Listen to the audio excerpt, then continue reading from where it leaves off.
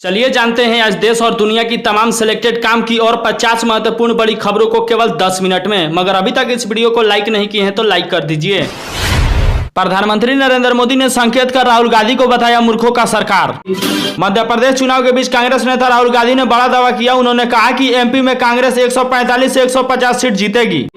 UP में शिक्षकों को मनचाहे ट्रांसफर के लिए परीक्षा देनी होगी। परिषदीय स्कूल में शिक्षकों को मनचाहे स्कूल के तैनाती के लिए अब कंप्यूटर आधारित टेस्ट लिया जाएगा। उसके बाद सीबीटी परीक्षा को पास करना पड़ेगा। योगी सरकार का बड़ा निर्देश आने के बाद इजराइल हमास युद्ध में 11,240 मौत, 4630 बच्चे और 3130 महिलाएं शामिल है। नेतन्याहू बोले हमास के खात्मे तक जारी रहेगा युद्ध। मुकेश अंबानी ने दे दी अपने ग्राहकों को बहुत बड़ा गिफ्ट। जियो का सस्ता फोन कीमत जियो के रिचार्ज से भी कम। रिलायंस जियो ने कई iOS पर आधारित 4G कीपैड स्मार्टफोन जियो प्राइम को हाल ही में पेश किया है। छठ के शुभ अवसर पर खरीदारी के लिए बेहतर ऑप्शन भी हो सकता है आपके लिए। बात करें इस फोन के फ्यूचर के बारे में तो इसमें यूट्यूब, फेसबुक, व्हाट्सएप, गूगल सहित अन्य गेमों का भी इस्तेमाल कर सकते हैं। फोन का कीमत 2599 रुपया है। राजस्थान में विधानसभा चुनाव से पहले कांग्रेस प्रत्याशी गुरमीत सिंह कुन्नर का निधन हो गया, जिसके चलते कांग्रेस पार्टी में दौड़ी शोक का लहर। सेल्फी लेने की कोशिश की लेकिन फैन को पड़ी भारी, नाना पाटेकर ने थप्पड़ मारकर भगाया। सुबह सपा प्रमुख ओम प्रकाश राजभर सपा से अलग होने के बाद फिर एक बार भाजपा में शामिल हुए। बीते 5 माह से वो योगी आदित्यनाथ कैबिनेट में शामिल होने की राह देख रहे हैं। इससे पहले उन्होंने कहा था कि 7 नवंबर को देखिएगा क्या होता है। अब उनके बयान ने प्रदेश में सियासी गलियारों में हलचल मचा दिया है। इजरायली सेना आईडीएफ ने कल तगड़े गाजा के सबसे बड़े अस्पताल में प्रवेश कर लिया है। इजरायली सेना का दावा है कि अस्पताल के नीचे हमास आतंकियों का कमांडेंट सेंटर चल रहा है। प्रधानमंत्री नरेंद्र मोदी ने सम्मान निधि योजना की 15वीं किस्त जारी कर दी है। देश के 8 करोड़ किसानों के खाते में डीबीटी माध्यम से 2-2 हजार रुपए भेजे गए हैं। आपको बता दें कि प्रधानमंत्री सम्मान निधि योजना के तहत केंद्र सरकार हर 4 महीने पर 2,000 रुपए किस्त के तौर पर किसानों के खाते में ट्रांसफर करती है। साल 2000 से भारत ने 6 वनडे विश्व कप खेले हैं। वहीं इस बार भारतीय 5 बल्लेबाजों ने मिलकर 2100 से ज्यादा रन बनाए हैं और 63 छक्के भी लगाए हैं। वनडे विश्व कप 2023 में सबसे ज्यादा छक्का लगाने वाले 1 नंबर पे है रोहित शर्मा, जो कि 24 छक्के लगाकर 503 रन बनाए हैं। वहीं दूसरे नंबर पे है श्रेयस अय्यर, जो कि 16 छक्के लगाकर 421 रन बनाए हैं। वहीं तीसरे नंबर पे है शुभम गिल, जो कि 9 छक्के लगाकर 270 रन बनाए हैं। चौथे नंबर पे विराट कोहली है, जो कि 7 छक्के लगाकर 594 रन बना चुके हैं। आखिरी और 5वें नंबर पे केएल राहुल, जो कि 7 छक्के लगाकर 347 रन बना चुके हैं। इसी के साथ भारत ने रिकॉर्ड तोड़ पारी खेला है वनडे विश्व कप 2023 में। लोकसभा चुनाव 2024 में भाजपा के 2 सांसद इंडिया गठबंधन से लड़ सकते हैं। चुनाव ममता और अखिलेश से हुई बात। आरजेडी सुप्रीमो लालू प्रसाद यादव कल फिर एक बार अपने पुराने तेवर में नजर आए। पटना में एक सभा को संबोधित करते हुए उन्होंने बीजेपी के केंद्रीय मंत्री पर तंज कसते हुए कहा कि राबड़ी देवी को मुख्यमंत्री नहीं बनाते तो क्या तुम्हारी बीवी को बनाते। सहारा परिवार के मुखिया सुब्रत राय काफी दिनों से गंभीर बीमारी से ग्रसित थे। उनका पार्थिव शरीर कल लखनऊ के सहारा शहर में लाया गया और श्रद्धांजलि दी गई। इस साल रेलवे का रेवेन्यू 1.5 लाख करोड़ रुपए से अधिक जाने को तैयार है। चालू वित्तीय वर्ष में 13 अक्टूबर तक पैसेंजर का रेवेन्यू 43,100 करोड़ रुपए रहा। वहीं रिजर्वेशन वाले पैसेंजर ने रेलवे को 7% अधिक 31,875 करोड़ रुपए की आय वर्जित करने में मदद की। शीतकालीन सत्र के तीसरे दिन भी बिहार विधानसभा में जमकर हंगामा हुआ। भाजपा नेताओं ने दोनों सदन में खूब हंगामा किया। इस बीच नीतीश कुमार ने अपने बयान पर माफी मांगी। उत्तर प्रदेश में कई जिलों में मस्जिदों से लाउड स्पीकर हटाए जाने को लेकर योगी सरकार का बड़ा फैसला आया है। कई जगहों पर यह शिकायतें आ रही हैं कि मानक के अनुसार जो लगे लाउड स्पीकर हैं, उनको अति आवश्यक रूप से पुलिसकर्मी हटा रहे हैं। बिजनौर और तमाम जगहों पर शिकायतें आ रही हैं। इसको लेकर सभी जिलों के डीएम और पुलिस कप्तान को भी पत्र लिखा गया है। इसे लेकर पूरे यूपी के मुसलमानों में हड़कंप मच गया है और मुसलमान लगातार प्रदर्शन भी कर रहे हैं। प्रधानमंत्री नरेंद्र मोदी ने कल बिहार के मुख्यमंत्री नीतीश कुमार के बयान पर निशाना साधा। पीएम मोदी ने कहा कि इंडिया अलायंस के एक बड़े नेता घमंडिया गठबंधन के कल विधानसभा के अंदर महिलाओं के लिए अभद्र भाषा का इस्तेमाल किया। उन्हें शर्म नहीं आती। इंडिया अलायंस के किसी नेता ने इस बयान के खिलाफ एक शब्द भी नहीं बोला, वो भी बेशर्मी हो गए हैं। कांग्रेस नेता राहुल गांधी ने अंबिकापुर के सरगुजा में चुनावी जनसभा को संबोधित किया। सभा में उन्होंने छत्तीसगढ़ के किसानों का कर्ज माफ करने का वादा किया था, तो वहीं केंद्र की सत्तारूढ़ बीजेपी पर जमकर हमला बोले। राहुल गांधी ने कहा कि जो वादा कांग्रेस ने 2018 में किसानों का कर्ज माफ करने का वादा किया था वह पूरा किया गया। राहुल गांधी ने कहा कि छत्तीसगढ़ से मेरा पुराना रिश्ता है और मैं बीजेपी के नेताओं के जैसा झूठा वादा नहीं करता हूं। उत्तर प्रदेश में जमीन कब्जेदारी को लेकर योगी सरकार की सख्ती दिखने लगी है। बुलंदशहर जिले में रक्षा मंत्रालय की करीब 500 बीघा खड़ी फसल में ट्रैक्टर चलाकर कब्जा मुक्त करवाया गया है। दिल्ली एनसीआर प्रदूषण की मार झेल रहा है। प्रदूषण की समस्या से निपटने के लिए दिल्ली की केजरीवाल सरकार ने रोज रोज नए फैसले ले रही है। अब दिल्ली सरकार ने दूसरे राज्य में रजिस्टर्ड ओला समेत अन्य ऐप आधारित कैब की दिल्ली में एंट्री पर रोक लगा दी है। दिल्ली के पर्यावरण मंत्री गोपाल राय ने यह ऐलान किया है। इजराइल और हमास के जंग के बीच फिलिस्तीन के राष्ट्रपति महमूद अब्बास पर घातक हमला हुआ है। यह हमला वेस्ट बैंक में हुआ। हालांकि इस हमले में महमूद अब्बास बाल बाल बच गए हैं। यह हमला महमूद अब्बास के काफिले पर हुआ, जिसे उनके सुरक्षा कर्मियों ने नाकाम कर दिया।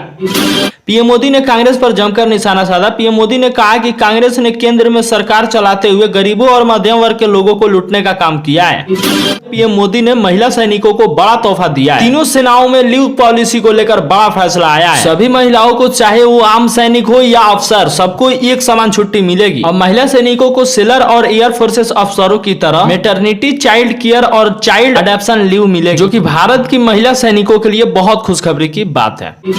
भारतीय क्रिकेट टीम के तेज गेंदबाज मोहम्मद शमी को शादी के प्रपोजल मिल रहे हैं, और वो भी किसी आम शख्स ने नहीं बल्कि एक बॉलीवुड के एक्ट्रेस ने दिया है। मोहम्मद शमी को किसी और ने नहीं बल्कि विवादों में रहने वाली एक्ट्रेस पायल घोष ने प्रपोज किया है।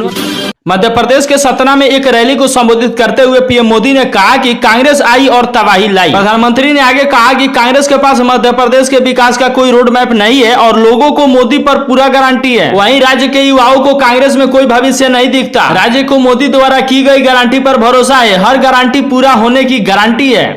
राहुल गांधी लगातार बीजेपी पर हमलावर है। उन्होंने एक जनसभा को संबोधित करते हुए कहा कि 2-3 दिन पहले पीएम नरेंद्र मोदी ने कहा कि हिंदुस्तान में सिर्फ एक जाति है, वो है गरीब। एक तरफ से वो कहते हैं कि मेरा नाम नरेंद्र मोदी है और मैं ओबीसी हूं, और दूसरी तरफ कहते हैं हिंदुस्तान में सिर्फ एक जाति है, वो है गरीब। राहुल गांधी ने कहा कि जो मैंने अपने आंखों से देखा वो आपको भी दिखाना चाहता हूं। मैं लाखों युवाओं से मिला और जब मैं उनसे पूछा था कि भैया आप बेरोजगार हो, आपकी जाति क्या है, तो वो मुझे कहते थे कि मैं ओबीसी हूँ, मैं दलित हूँ, मैं आदिवासी हूँ। राहुल गांधी ने कहा कि चाहे वो किसी भी जाति के हो, अगर इस देश में 50% ओबीसी हो या कोई भी जाति हो, तो सरकार चलाने में 50% भागीदारी उसकी होती है। असम के मुख्यमंत्री ने कहा कि मैंने चुनाव आयोग को लिख कर दे दिया है कि जब तक मैं जिंदा रहूंगा तब तक मैं बाबर, अकबर और औरंगजेब के खिलाफ बोलता रहूंगा। जिसको जो करना है उसको कर ले। महुआ मोइत्रा पर लगे आरोप की जांच संसद की एथिक्स कमेटी ने की है। एथिक्स कमेटी ने महुआ मोइत्रा की केस पर 500 पेज की रिपोर्ट तैयार की है। ये रिपोर्ट लोकसभा सचिवालय में जमा होनी है, जिसके बाद अगले कार्रवाई के लिए लोकसभा के स्पीकर ओम बिरला को ये फैसला लेना होगा। क्या सही है क्या गलत है। उत्तर प्रदेश की योगी सरकार ने बिजली चोरों को बड़ी राहत दी है। योगी सरकार ने जुर्माने में 65% की छूट देने का फैसला लिया है। ऊर्जा मंत्री ने बिल पर ब्याज और जुर्माने का छूट की योजना का शुभारंभ कर दिया है। 30 नवंबर तक इसका लाभ उठाया जा सकता है पूरे यूपी में।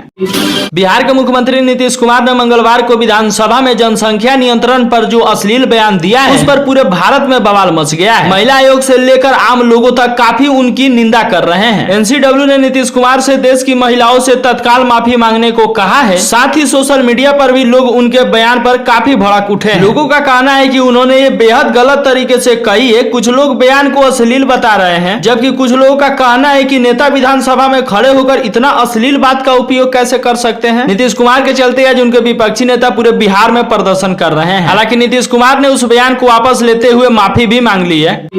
सांसद अयोध्या अवैसी ने राहुल गांधी समेत कांग्रेस के कई नेताओं पर जमकर निशाना साधा। उन्होंने कहा कि चुनाव एक बड़ा गेम है, इसमें 24 घंटे एक्टिव रहना पड़ता है। कांग्रेस नेता राहुल गांधी 4 महीने पहले टेलर के पास जाकर बोलते हैं कि 6 से 8 ठोस व्हाइट सॉल्ट बना दो, इलेक्शन आ गया है। अवैसी ने कहा कि जब कोरोना काल चल रहा था तो मेरी पूरी पार्टी और सरकार पूरी तरह से एक्टिव थी। हम लोगों ने 2000 से अधिक सिलेंडर बांटे, अस्पताल में बेड दिए, हम लोग लगातार फील्ड में थे। तब कांग्रेस कहाँ थी? जब इलेक्शन आता है तो राहुल गांधी टेलर के पास जाकर बोलते हैं कि 8-10 गो व्हाइट सॉल्ट बना दीजिए, इलेक्शन आ गया है। अवैसी ने कहा कि अरे मेरे प्यारे, ऐसे इलेक्शन नहीं जीते जाते, इलेक्शन जीतने के लिए बहुत मेहनत करना पड़ता है।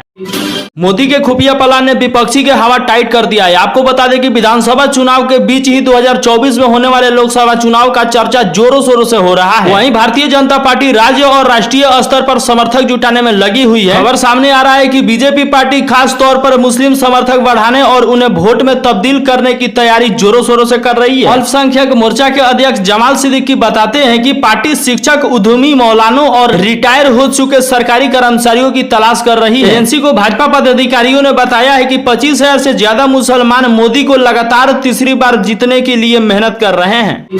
कांग्रेस सांसद राहुल गांधी ने बीजेपी पर जमकर निशाना साधा। उन्होंने कहा कि जहां जहां बीजेपी की सरकार है वहां वहां युवकों में बेरोजगारी है। भारत के युवा पूरे अच्छा तरीके से एक्टिव हो चुके हैं। 2024 में होने वाले लोकसभा चुनाव में बीजेपी को फुल बहुमत से हारना है, ये तो तय हो गया है।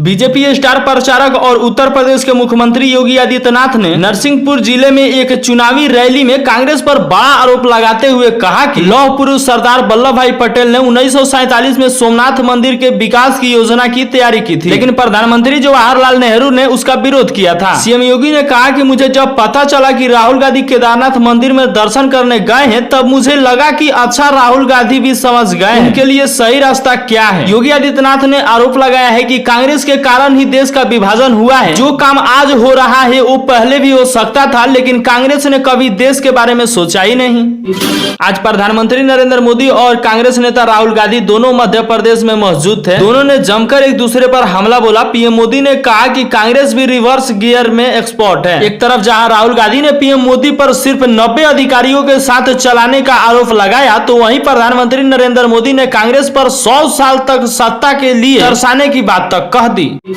इजरायली सेना ने कहा है कि उसके सैनिकों ने गाजा शहर के ठीक उत्तर स्थित पश्चिमी जबालिया में हमास के एक प्रमुख गढ़ पर कब्जा कर लिया है। इजरायली सेना ने शहर के मध्यम में आगे बढ़ गई है, जहां माना जाता है कि हमास के भूमिका मुख्यालय भी है। आईडीएफ ने कहा है कि क्षेत्र में संघर्ष के दौरान 50 से अधिक हमास के बंदूकधारी मारे गए हैं। वहीं गाजा में अल-शिफा हॉस्पिटल को तहस-नहस कर दिया है आईडीएफ के जवानों ने। अल जजीरा के मुताबिक जंग शुरू होने से अब तक गाजा में इजरायली हमलों में कम से कम 10,812 फिलिस्तीनी मारे गए हैं। वहीं हमास के हमलों में इसी अवधि के दौरान 1400 से ज्यादा इजरायली की मौत हुई है। मोहम्मद शमी को इंडिया टीम मैनेजमेंट ने इस वर्ल्ड कप 2023 में शुरुआती मैच खेलने का मौका नहीं दिया था, लेकिन जब उन्हें खेलने का मौका मिला तब उन्होंने तबाही मचा दिया। आपको बता दें कि मोहम्मद शमी ने सिर्फ इस वर्ल्ड कप में 4 ही मैच खेले हैं, लेकिन सारे भारतीय गेंदबाजों से ज्यादा विकेट यानी कि 16 विकेट हासिल कर चुके हैं। मोहम्मद शमी की गेंदबाजी पिछले कुछ मैचों में सबसे ज्यादा खतरनाक दिखी है, जिसकी वजह से विपक्षी टीम टिकी नहीं पा रही है।